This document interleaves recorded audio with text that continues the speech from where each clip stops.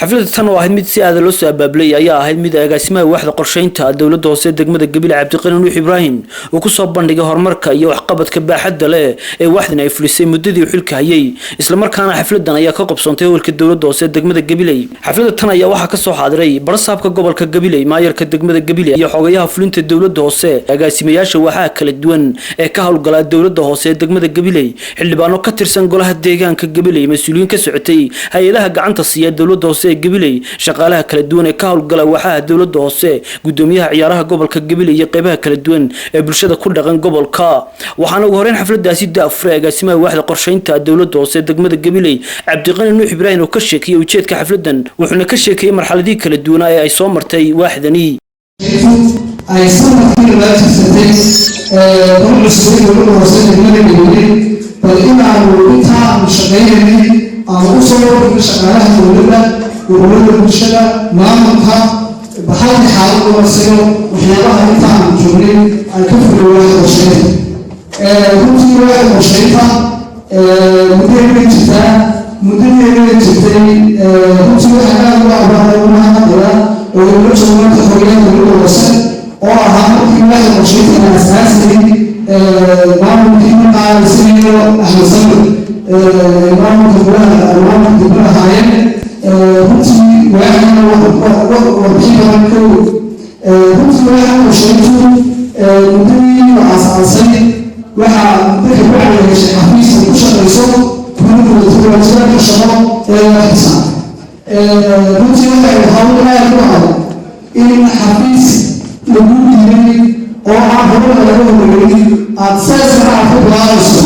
ayaa la tahay sida qofka bilaabkii uu hawshaa u dhisaanay u taagan talo badan oo dhalinyarada guryaha keenay gobolka iyo marwalba soo qodaan adayeelay iyo kadib faamulka oo iyagoo ku timi kamida waxyaabihii hawsha xafiisku shaqeynan lahaa boorashada booqanada gudda bulshada oo runtii ka mid ahayd tawriin badan siiyeen qaabka iyo nidaamka loo tadabari karo allaha shaqeynadooda runtii waxay degmada ugu badnaan gaaray la tashiga shaqaalaha runtii sugnaato iyo wada shaqeyntii waa waxyaaba qofka bilaada ogelin marin karo hiigsiga uu leeyahay dadka bacdi maanta xafiiska waaxda qorsheyntu wuxuu leeyahay nidaam dhammaystiran haddaan tusaale u soo qaato finance awalba maadaama xafiiska anaga ruushi waxaan ku dadaalay inaan u sameyno shaqaalaha ka shaqeynaya inay qof walba lahaado nidaam protocol qof walba fayl lahaado faylkaasi markaasi qorshaha sanadaha ee ay waaxda qorsheyntu leedahay aan ka sameyno qorshaha bilaha qorshe maalmeedku uu safar ku hayo runtii bulsha markay dhammaato waxaan u sameynaa xafiiska waaxda qorsheynta shaqaalaha performance evaluation qiimeyn aan u sameynaa shaqaalaha waaxda waa soo fadhiisanaa caalamka ku saabsan waxaan ku tusasaa qofka shaqaalaha hawlaya sidoo kale waxaa halkaasi si wada jira uga hadlay barsaabka gobolka Gabiley, maayarka degmada Gabiley iyo xogayaha fulinta dawladda hoose, waxayna mahadnaq ballaaran u soo jeediyeen agaasimaha waaxda qorsheynta dawladda hoose oo ku tilmaameen mas'uul aqoon buuxda u leh howlaha uu hayo qaranka.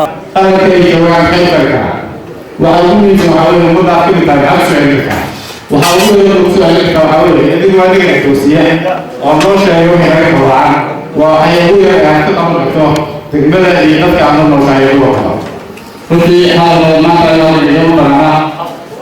waxaan u rajaynayaa in dowladda hoose guud ahaan ay ku dhaqanto yaratana qorshe sabababa ama lixi doon mar ay ku xisaabtano sidaa rajaynaya gobolahaan inay yeelada mandhowaan qorshe cad oo kala qeexaya waxa ay dowladdeena hoose codsan karto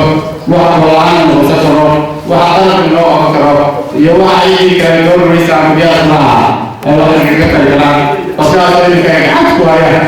aqoonyahankii deegaanka ugu dhashay muddada awgeedka waaxda qorsheynta hayay waa muddo runtii in muxuu ahaa uu yahay triish adag oo active ah oo shaqadiisii si fiican runtii uga soo baxay dhinacyo dhowr dhinac qodob baa laga taaban doonaa mid waa dhinaca shaqaalaha mid waa dhinaca agaasimayaasha midna waa dhinaca waaxda mas-uulku waa sida waalidka oo kale markaad aragto waalidka carruurtaada ama wadkaaga u dadaalaya mid dukaanya furtay oo intuu maaragtay meelaha lagu sheegi lahaa wax kale hagaajisanayo oo musbaarka ka soo qaadanayo oo la daala dhacaya وتكمل سواء فرحسا الذي واحد هاي عبد الله يقول اسمه واحد يقول ذي السلوك لو صارت هاي حضنا واحد يقول هاي عندنا سلا ماركتي قيمها لا يمر بعد ذلك ودون يقول واحد يسافر ولا يقول أحنا هكذا كسيور سينا ولا ذلك المعطى حكوا عن سوري برنامج فيه أمامه فيه الأسود إلى جديد الخبط فيه يقولوا الوصية بيقولوا جديد الوصية مدة سنة بعد واحد أشياء وواحد كرسو وهي هتقول لها وصية وحنا يقولوا وصية يقولوا صوب يقول سنة فيه لفظة طول يلا بيتهم واحد أشياء وحنا نتقابل مع الرئاسة والرئاسة في فرعون رئاسة واحد أشياء وبيش الليل حوش واحدة وما تسوي صوفا لغير وقال في واحدة يسأل واحد سوشكس وهذا دول الوصي ونحن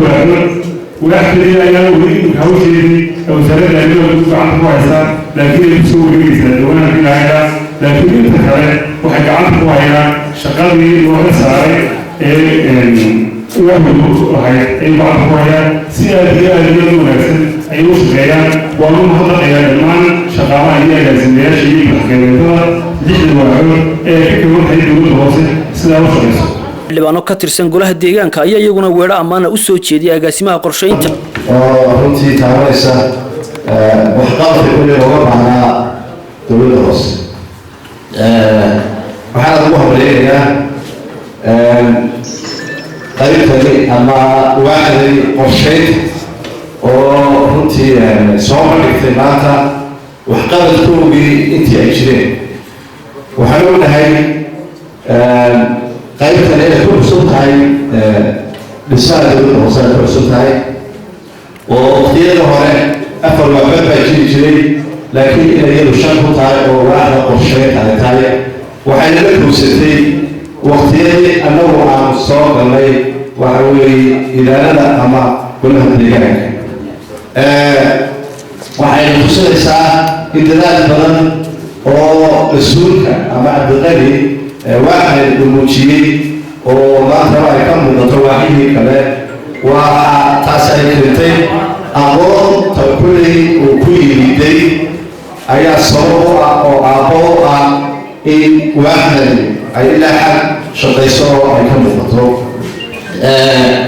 qorsheyn marka la leeyahay waxa weeyaan wax kastaaba wixii ishu ay indhuhu arkaan ayay ishu qabataa waxa weeyaan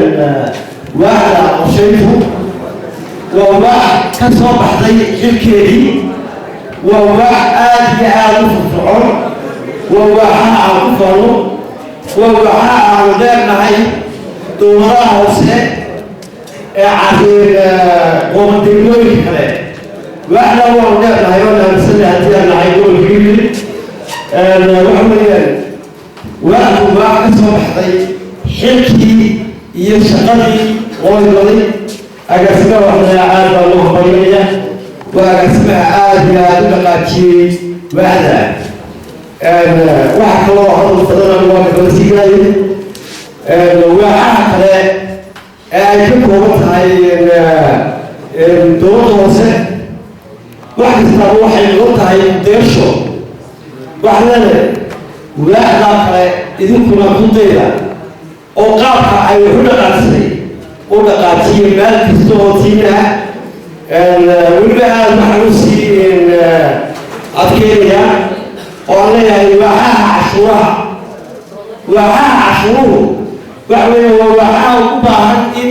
firfircooni iyo xoog wax loo weliyo ugu dambeyntii waxaa madasha shahaadooyin lagu guddoonsiyey shakhsiyaadkii loo arkay inay kaalin firfircoon ka qaateen shaqooyinka ay qaranka u hayaan si kastaba aatee waa markii ugu horeysay ee wax ka mida waaxaha dowladda hoose ay si miqaam sare u soo bandhigto kaalinta horyaalnimo ee kaga jirta buugga xasuus qorka dowladda hoose degmada Gabiley isagoo agaasimaha waaxda qorsheyntu uu wax weyn ku soo kordhiyay qaabka iyo hanaanka dowladnimo ee adeegyada dhaqan dhaqaale u bixiso waaxda dowladda hoose degmada Gabiley isla markaana qaab iyo qorshayaal u sameeyay una hindisay diraysyo ay shaqaaluhu u xidhaan shaqada kala duwan ee ka hayaan waaxda qorsheynta dowladda hoose ee degmada Gabiley. waa Jacfar Cawil Hereri, shabakada wararka ee Gabiley News Network, magaalada Gabiley.